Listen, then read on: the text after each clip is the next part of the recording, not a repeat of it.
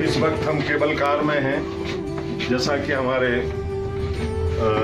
Driver साहब बता रहे, दो लोग हो जाएं, हम लोग 4 लोग स्पेशली केबल कार किया है। और टॉप ऑफ द माउंटेन ओली से भी ऊपर एक जगह है जहाँ स्कीइंग होती है। अब आप देख सकते हैं व्यू, ये केबल कार का रोपवे है। पीछे एक हिस्सा हम छोड़ आते हैं, वो 5 नंबर पोल कहलाता है।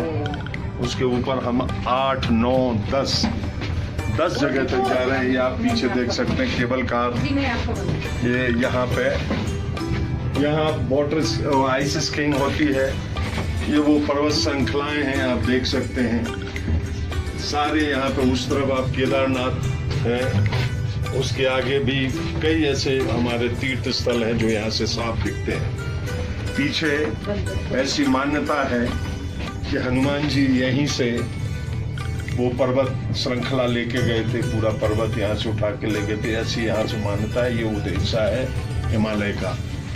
और ये आर्टिफिशियल झील है जो अभी जमी हुई है, सबसे ऊंची चोटी पर है।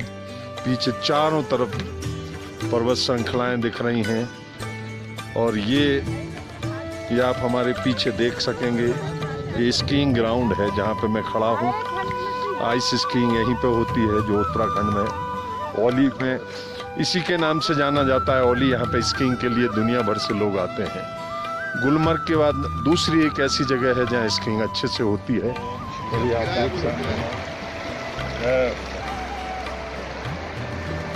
नमस्कार मेरे मित्रों, उत्तराखंड से पूरा घूमते हुए माँ गंगा के चरणों में स्नान करके, उसके बाद रुद्रप्रयाग, कर्णप्रयाग, नंदप्रयाग और जोशीमठ के दर्शन करते हुए ओली होते हुए और अंत में अपने जन्मभूमि बुंदेलखंड पहुंच गया हूं।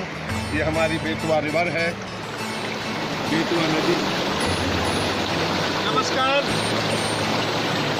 स्विमिंग विश्व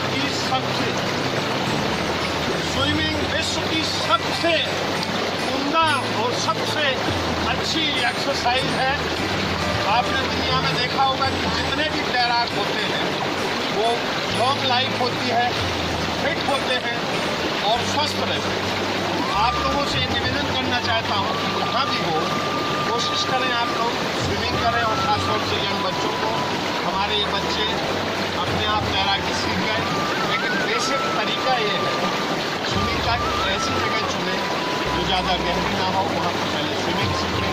और जब इस तरह के बहते हुए पानी में आप आएँ तो वहाँ आपको विश्वास होता है। जैसे कि हमारे ये जीव हैं, ये जानते हैं कि बहते जाएंगे लेकिन किनारे पे असल जब डूब होती है, मौत होती है, उसका भी मैं एक कारण बताता हूँ।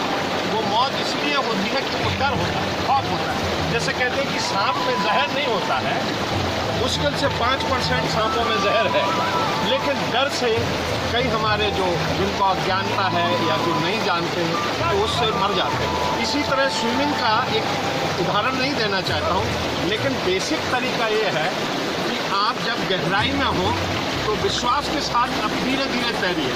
और जब बहुत गहराई में हो तो एक हम आपको आसन बता रहे हैं, वो आपको, मैं एक बार फंस गया था 6 किलोमीटर स्विमिंग करके थक गया तो थोड़ा सा घबराहट हुई, लेकिन मेरा मनोबल काम कर गया और किस तरह मैं वापस लौटा 6 किलोमीटर भरे बांध से, वो मैं बताता हूँ। हट जा बेटा।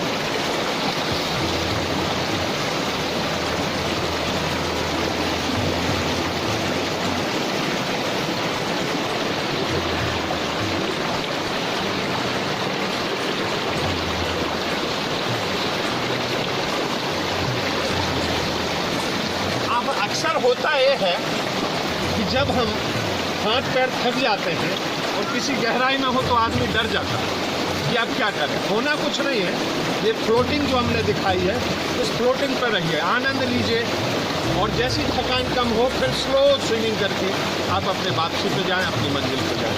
जैसे बच्चे हैं, युवा हैं, ये जानते हैं इनमें उतनी क्षमता है, लेकिन जो ज़्यादा आयु वाले हैं वो भी इसी तरह स्विमिंग कर सकते हैं और अपनी लॉन्ग लाइफ रख सकते हैं। और ये हमारी बेतवा नदी है जिसके बारे में कहा जाता है, ऐसा लोग कहते हैं हमारे बुजुर्ग, कि ये पहाड़ों जैसी नदी है।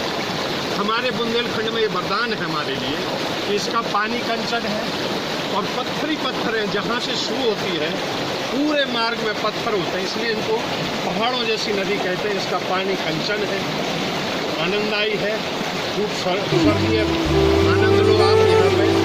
और इसी उम्मीद के साथ कि आप लोग खुश रहें,